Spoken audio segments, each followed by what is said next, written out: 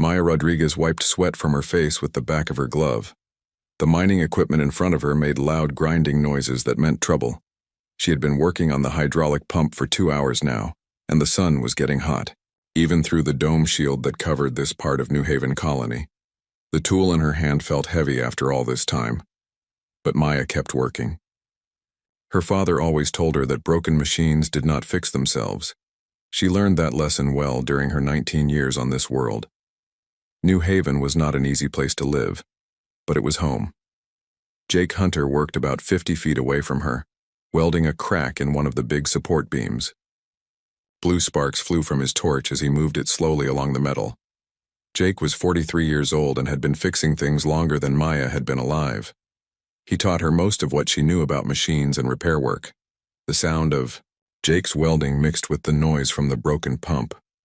Maya focused on her work and tried to ignore everything else. She had to get this pump working again before the evening shift started. The miners needed water pressure for their equipment, and without this pump the whole operation would stop. That was when the ship crashed. Maya felt the ground shake under her feet. A loud boom echoed across the colony site. She looked up and saw something bright falling from the sky like a shooting star, but much bigger and much closer. The object hit the ground about 200 yards from where she was working. Dust and rocks flew everywhere. Maya ducked down behind the pump until the debris stopped falling. When she looked up again, she saw a strange silver ship sitting in a new crater. The ship was not like anything she had seen before. It was too smooth and too clean to be human-made. Jake turned off his welding torch. "Well, that's new," he said in his calm voice. Jake had seen a lot of strange things in his life, so nothing surprised him much anymore. Maya went back to her repair work. Crashed ships were not her job. The colony had people who dealt with that kind of thing. She had a pump to fix, and the miners still needed their water pressure. The ship made a hissing sound. A door opened in its side, and something came out. Maya glanced over while she worked on a stubborn bolt. The thing that came out of the ship was tall, maybe 7 feet high. It had 4 arms and skin that looked like it was made of crystal. The creature moved slowly, like it was hurt or confused. Maya had never seen an alien before, but she had heard stories. Her father fought in the border wars when she was little, and he told her about all kinds of strange things that lived on other worlds. This one did not look particularly dangerous. It was pretty in a weird way with all that crystal skin catching the sunlight. The alien walked toward her. Its feet made soft clicking sounds on the rocky ground. Maya kept working, on the pump. She was close to getting it fixed, and she did not want to lose her progress now. The alien stopped next to her. It made some sounds that might have been words, but Maya could not understand them. She looked up briefly and nodded, the way she would greet any visitor to the worksite. Then she went back to her repair job. The alien made more sounds, louder this time. Maya ignored it. She had learned long ago that the best way to deal with interruptions was to keep working until they went away. Then the alien touched her. One of its 4 arms reached down and grabbed Maya's shoulder. The grip was firm, like it was trying to get her attention or maybe pull her away from her work. Maya's body reacted before her mind did. She had been grabbed like this before, by drunks in the colony bar and by bullies when she was younger. Her father taught her what to do about unwanted hands. Maya dropped her tool and grabbed the alien's arm with both hands. She twisted it in a way that put pressure on the elbow joint and pushed up while pulling down. The sound that came from the alien's arm was like glass breaking. The creature let out a scream that was so loud it made Maya's ears ring. It fell to the ground holding its arm and making terrible noises. Maya picked up her tool and went back to work. The alien kept screaming, but she tried to ignore it. She finally got the stubborn bolt loose and started working on the next one. Jake turned off his welding torch again. "Hey, Maya," he called over. "You see this happen?" Maya looked over at him. Jake was pointing at his work with the torch, where he had just finished closing up the crack in the support beam. "See what?" Maya asked. "You fixing that hydraulic pump?" Maya looked down at her work. She had gotten 3 more bolts loose while the alien was making noise. "Yeah, almost got it," she said. Jake nodded and went back to his welding. Blue sparks, started flying again. The alien was still on the ground, making softer crying sounds now. Maya felt a little bad for it. She had not meant to hurt it so badly. She just wanted it to let go of her so she could keep working. Maybe she should call for help. The colony had a medical bay, and Dr. Collins was pretty good at fixing all kinds of injuries. Maya had never seen him work on an alien before, but the creature looked like it was in real pain. Maya finished loosening the last bolt and lifted off the pump cover. Inside, she could see the problem right away. One of the seals had cracked and hydraulic fluid was leaking everywhere. It would take about an hour to fix, maybe less if she had the right parts in her toolkit. The alien was trying to stand up now, still holding its broken arm. It looked at Maya with what might have been fear or anger. Maya could not tell which. Alien faces were hard to read. She found the replacement seal in her kit and started installing it. The work went faster now that she had the pump opened up. Her hands moved automatically through the familiar motions of repair work. By the time Maya finished fixing the pump and got it running again, the alien had managed to walk back to its ship. She could see it sitting in the doorway, still holding its arm. It was looking at her, but it did not try to come back over. Maya packed up her tools and headed back toward the main colony buildings. She needed to file a report about the pump repair before her shift ended. As she walked away, she heard Jake finishing up his welding work behind her. It had been a normal day, except for the crashed ship, but even that was not too unusual. Things fell out of the sky sometimes on New Haven. The important thing was that the pump was working again, and the evening shift would have their water pressure. Maya did not know that she had just changed everything. Maya filed her repair report at the colony office just like she did every day. She wrote down what was wrong with the pump, what parts she used to fix it, and how long it took. At the bottom of the form, there was a space for other incidents. Maya thought about the alien for a moment, then wrote, "Off-world visitor injured himself near worksite. Possible medical attention needed." Lisa Parker, the colony administrator, read the report while Maya waited. Lisa was a thin woman in her 40s who had been running New Haven for 8 years. She had seen all kinds of strange reports in that time, but this one made her look up. "Off-world visitor?" Lisa asked. "Yeah, some kind of alien. Tall guy with crystal skin and 4 arms. He grabbed me while I was working, so I made him let go. Think I hurt his arm pretty bad." Lisa set down the report. "Maya, did you just tell me you injured an alien?" "I guess so.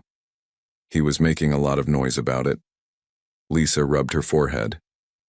This was exactly the kind of problem she did not need. New Haven was a small colony, and they depended on good relationships with everyone. If word got out that they were hurting visitors, it could cause all kinds of trouble. "Where is this alien now?" Lisa asked. "Back at his ship, I think. It crashed out by the mining site." Lisa grabbed her communication device. "Dr. Collins, please report to the admin office immediately. We have a situation." Dr. Ben Collins arrived 10 minutes later. He was a big man with gray hair who had been the colony doctor for 15 years. He had treated everything from mining accidents to alien parasites, but he had never worked on a crystal-skinned alien before. "What kind of injury are we talking about?" Dr. Collins asked. Maya thought about it. "I think I broke his elbow. Made a sound like glass breaking when I twisted it." Dr. Collins picked up his medical kit. "Well, let's go take a look." The 3 of them rode out to the crash site in Lisa's ground vehicle. The alien was still sitting by his ship, holding his arm. When he saw them coming, he made some loud sounds that might have been words. Dr. Collins approached carefully. He had learned to be gentle with scared patients, even if they were aliens. The creature's arm was clearly broken. The crystal-like bone structure had cracked in several places, and some kind of clear fluid was leaking from the wounds. "This is actually a pretty clean break," Dr. Collins said. "I can fix this." The alien made more sounds and pointed at Maya with one of his good arms. He seemed upset about something. "I think he's trying to tell us what happened," Lisa said. Maya shrugged. "He grabbed me. I made him stop. That's about it." Dr. Collins got to work. He had treated enough unusual injuries that alien bone structure did not surprise him too much. The crystal bones were actually easier to work with than regular human bones in some ways. He could see exactly where the breaks were, and the alien's body seemed to heal faster than a human would. While Dr. Collins worked, the alien's ship started making beeping sounds. A few hours later, another ship appeared in the sky. This one was much bigger and looked more dangerous. It landed next to the crashed ship, and several more aliens came out. The new aliens were dressed in what looked like uniforms. One of them, who seemed to be in charge, walked over to where Dr. Collins was finishing his work on the injured alien's arm. The alien in charge was bigger than the first one, with darker crystal skin. He looked at Maya, then at his injured friend, then back at Maya. He made a series of sounds that were clearly questions. The injured alien answered in the same language. He pointed at Maya several times and made gestures that looked angry. Lisa stepped forward. "I'm Administrator Parker. Welcome to New Haven Colony. I'm sorry about the accident." The alien in charge looked at her with what might have been confusion. He made more sounds, but none of the humans could understand him. Dr. Collins finished wrapping the injured alien's arm. "There you go. Keep that immobilized for a few days, and it should heal up fine. Try not to use that arm for heavy lifting." The alien in charge watched this whole process with growing surprise.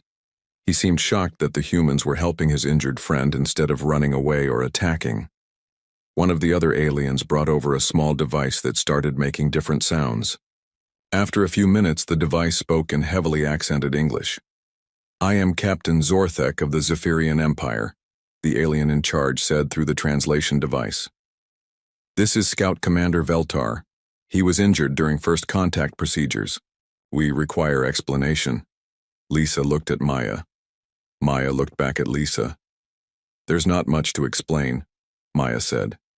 "Your guy grabbed me while I was working. I didn't like that, so I made him stop." The translator device made some confused sounds, then spoke again. "Scout Commander Veltar reports that the human female attacked him without provocation using advanced combat techniques." Maya laughed. "Advanced combat techniques? I just did what my dad taught me about getting away from grabby drunks." Captain Zorthek listened to the translation of Maya's words. He looked even more confused than before. "You are trained warriors?" he asked. "Me?" Maya said. "No, I fix machines. Jake over there used to be a soldier, but that was years ago." Jake had been watching the whole conversation from next to his welding equipment. When he heard his name, he walked over. "Someone mentioned me?" Jake asked. "The aliens think we're some kind of warriors," Lisa explained. Jake looked at the aliens, then at Maya, then back at the aliens. "Why would they think that?" Captain Zorthek spoke into his translator again. "Your female warrior defeated our elite scout with minimal effort. This suggests advanced military training." Jake started laughing. "Maya, a warrior. She's 19 years old and weighs about 120 pounds. She fixes pumps for a living." The translator struggled with Jake's words. When it finally spoke, Captain Zorthek looked even more confused. "If she is not a trained warrior, how did she defeat Scout Commander Veltar so easily?" Maya was getting tired of this conversation. "Look, your guy grabbed me. I don't like being grabbed. So I grabbed him back and twisted his arm until he let go. It's not complicated." Dr. Collins finished packing up his medical equipment. "The patient should be fine in a few days. Just keep the arm immobilized and avoid putting weight on it." Captain Zorthek looked at Dr. Collins. "You repaired crystalline bone structure with primitive medical equipment?" "Primitive?" Dr. Collins said. "This is standard field medical gear. We get a lot of industrial accidents out here, so we're used to fixing broken bones." The aliens talked among themselves for several minutes. Their conversation sounded urgent, maybe even worried. Finally, Captain Zorthek spoke through the translator again. "We wish to establish formal diplomatic contact with your species. Who is your military commander?" Lisa laughed. "We don't have a military commander. This is a mining colony. I'm the administrator, which means I handle paperwork and make sure everyone gets paid." "Then who commands your warriors?" "We don't have any warriors," Lisa said. "We have miners, mechanics, doctors, cooks, and administrators. That's about it." Captain Zorthek looked at Maya again. "But this female defeated our scout." "Maya's not a warrior," Jake said. "She's just strong for her size. Comes from growing up on a world like this. The aliens talked among themselves again. This time their conversation went on for almost an hour. The humans waited patiently, but Maya was getting restless. She had other repair work to do before her shift ended. Finally, Captain Zorthek turned back to them. We will return tomorrow to continue diplomatic discussions. We must report these events to our superiors. The aliens helped Scout Commander Veltar into their ship. Before they left, Captain Zorthek looked at Maya one more time. Your species is unexpected, he said. After the aliens left, Lisa, Maya, and Jake rode back to the colony buildings. Dr. Collins had already gone ahead to update his medical records. That was weird, Maya said. Yeah, Jake agreed. They seemed pretty worked up about a simple arm twist. Lisa was quiet for most of the ride. She was thinking about insurance forms and incident reports and all the paperwork that would come from this. She was also thinking about what Captain Zorthek had said about diplomatic discussions. New Haven was about to become a lot more complicated. Maya went back to her quarters that evening and ate dinner like always. She watched some entertainment, videos on her personal screen, and read a technical manual about hydraulic systems. Before she went to sleep, she made a note in her personal log about fixing the pump and meeting the aliens. She wrote, "Fixed the main hydraulic pump today. Seal replacement took about an hour. Also met some aliens. One of them grabbed me, so I had to make him stop. Dr. Collins fixed his arm. They seemed nice enough, just a bit touchy about personal space." Maya had no idea that her simple arm twist had just introduced humanity to a galactic empire that had conquered dozens of worlds. She also had no idea that Captain Zorthek was already sending reports about humans that would change the way the Zephyrian Empire looked at the galaxy. All she knew was that tomorrow she had 3 more pumps to repair, and Jake needed help with some welding work on the main support structure. It was going to be a busy day. Captain Zorthek returned the next morning with a full honor guard. 6 Zephyrian warriors in gleaming armor stepped out of their ship, followed by the captain himself wearing ceremonial robes that sparkled in the sunlight. They carried weapons that hummed with energy and moved in perfect formation across the rocky ground. Lisa Parker watched them approach from the window of the colony's multi-purpose room. She had spent half the night reading about first contact protocols on the colony's computer system. But most of the information was theoretical. No one had written a manual for dealing with crystal-skinned aliens who got upset about arm twists. The multi-purpose room was the biggest space in the colony, but it was not fancy. The walls were plain metal, and the furniture was simple plastic, chairs and folding tables. Lisa had moved the tables into a circle and put out a coffee pot and some sandwiches. She figured aliens probably got hungry just like humans did. At 10 o'clock, Captain Zorthek and his honor guard entered the room. The aliens stopped just inside the door and performed what looked like a complex dance. They moved their arms in specific patterns and made musical sounds that might have been singing. The whole performance took about 5 minutes. Lisa waited until they were finished, then stood up. "Welcome to New Haven Colony. Would anyone like coffee?" Captain Zorthek looked confused.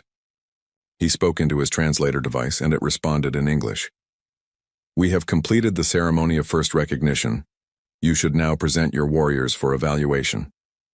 "We don't really have warriors," Lisa said, "but I've got coffee and Martinez made some pretty good sandwiches this morning." The translator struggled with this response. Finally it said, "Coffee is unknown. What is the military significance of sandwiches?" Dr. Collins entered the room carrying his medical bag. He had promised to check on Scout Commander Veltar's arm, and he always kept his promises. Veltar was standing with the other aliens, his injured arm still in the support wrap Dr. Collins had made. "How's that arm feeling?" Dr. Collins asked. Veltar looked surprised that the human doctor remembered him. He moved his arm carefully and made some sounds to his translator. "The medical treatment was effective," the translator said. "Healing proceeds faster than expected." "Good to hear," Dr. Collins said. "Crystal bone structure is interesting to work with. Heals clean if you set it right." Captain Zorthek watched this interaction carefully. In Zephyrian society, medical treatment was a privilege earned through rank and service. The idea that humans would casually help injured enemies was completely foreign to him. Jake Hunter arrived a few minutes later, still wearing his work clothes and carrying his welding helmet under one arm. He had promised Lisa he would attend the meeting, but he had 3 welding jobs to finish before the day ended. "Sorry I'm late," Jake said. "Had to finish sealing up a crack in the water processing unit." Captain Zorthek studied Jake with interest. According to his intelligence reports, this human had military experience. Perhaps now they could have a proper discussion between warriors. "You are the military leader of this colony?" Captain Zorthek asked through his translator. Jake laughed. "Military leader? No, I just fix things that break. Used to be a soldier about 20 years ago, but that was a different life." "But you have combat experience?" "Sure, I've been in fights. Most soldiers have. But these days I mostly fight with broken machines and stubborn metal joints." One of the Zephyrian honor guards stepped forward and displayed his weapon. It was a sleek device that crackled with blue energy.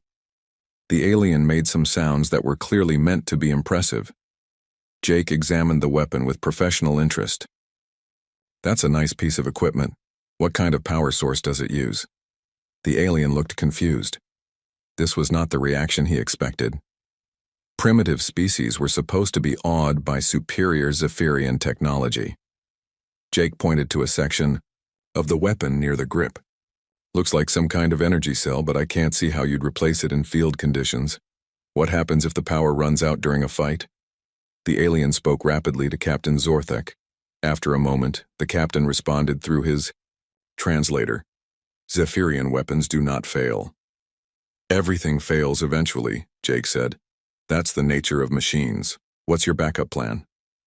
Carlos Davis, the colony's maintenance chief, entered the room carrying a toolbox and a portable scanner. He had heard about the aliens and wanted to get a look at their technology. Carlos was fascinated by anything that involved advanced engineering. "Mind if I take a scan of that weapon?" Carlos asked. "I'm trying to understand how your power systems work." The Zephyrian honor guard looked to Captain Zorthek for guidance. After a brief discussion, the captain nodded. Carlos activated his scanner and pointed it at the alien weapon. The device beeped and displayed readings on its small screen. Carlos frowned as he read the data. "Interesting," Carlos said. "Your power coupling is really elegant, but it looks like it would have trouble with electromagnetic interference. How does it handle high radiation environments?" Captain Zorthek was beginning to feel uncomfortable. These humans were treating advanced Zephyrian military technology like it was broken mining equipment. They asked practical questions about maintenance and failure modes instead of being impressed by its power. Maya arrived late, as usual. She had been working on a malfunctioning air recycling unit, and the repair had taken longer than expected. Her work clothes were covered with grease and metal shavings, and she had not bothered to clean up before coming to the meeting. Scout Commander Veltar saw her enter the room and immediately stepped behind one of the honor guards. His broken arm was healing well, but he remembered exactly how strong this small human female was. Maya looked around the room and saw the aliens. "Oh, right. The diplomatic thing. How's your arm?" she asked Veltar. Veltar spoke to his translator, which responded, "The injury heals acceptably." "Good," Maya said. She got a cup of coffee and sat down in one of the plastic chairs. Captain Zorthek stared at her. This was the warrior who had defeated his elite scout, and she looked like a maintenance worker. Her clothes were dirty, her hands were stained with machine oil, and she was drinking some kind of brown liquid while sitting in a cheap plastic chair. "You are the combat specialist who injured Scout Commander Veltar?" Captain Zorthek asked. Maya looked confused.